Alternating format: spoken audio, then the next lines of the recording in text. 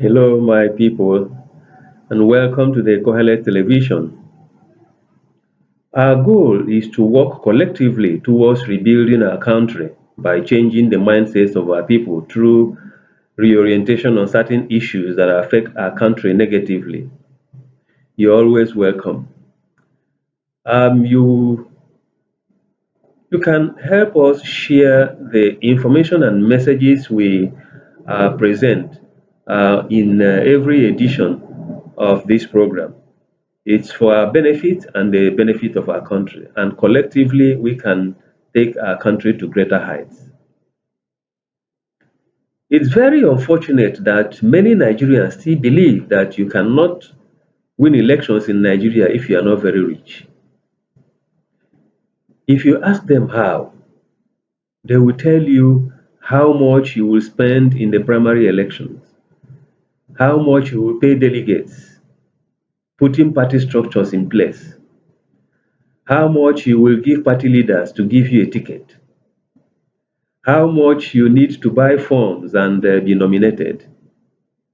They will tell you how much you will spend on publicity, marketing, and logistics. They will make you feel as if it is a personal responsibility and an investment instead of a call to serve. With this, they frighten many genuine candidates out of politics.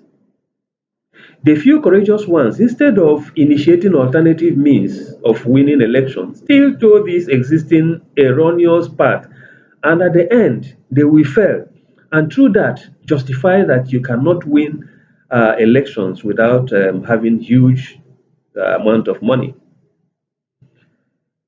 The 1993 general elections were adjudged the freest and fairest one in the history of Nigeria. Have you asked why it was not subsequently adopted? It is because it works against the goal of corrupt politicians. If that system was adopted, I'm sure we won't have the kind of leaders we have today.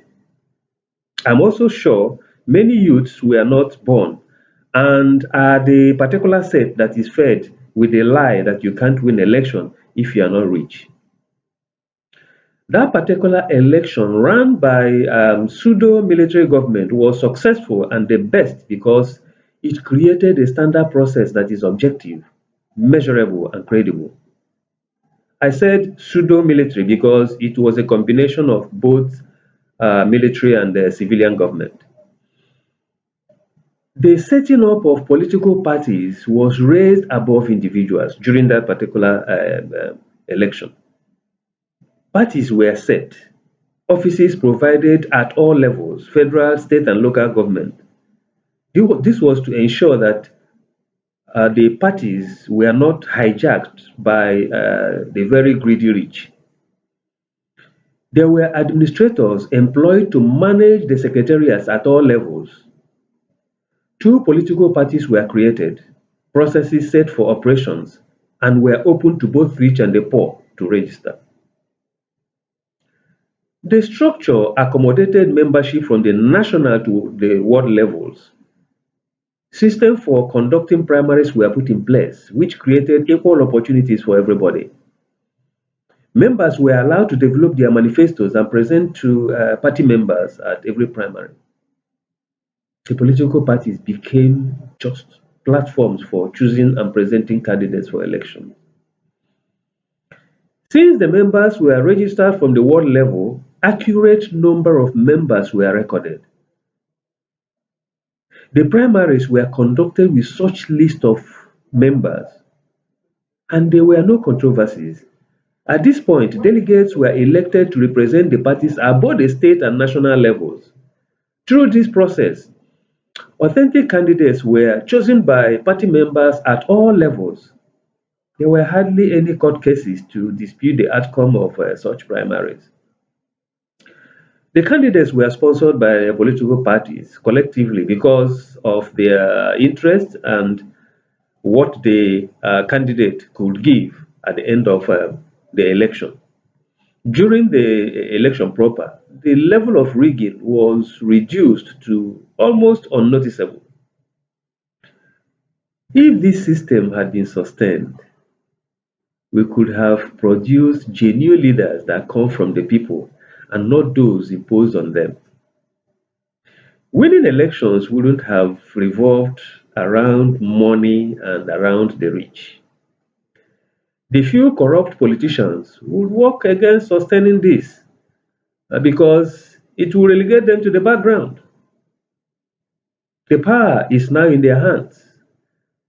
To redeem the nation is to deviate from their monetized party system by creating a process that is similar to that of 1993, assisted with modern technologies. Of course, such initiative must not come from the current politicians. They will not support it. They will always truncate it. A patriotic Nigerian tried it over a decade ago, but it was not allowed to see the light of day. It is also possible to follow a process that can make one win elections without current transactional system.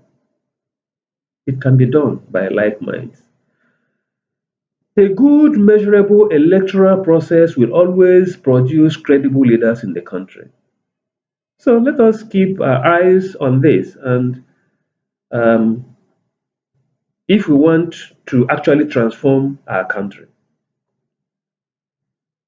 it is important, it is doable, and we can do it. Thank you very much for your kind attention. Like I said earlier, we can share this and begin to change our mindsets to all the issues being raised. Gradually, we will get there. God bless you.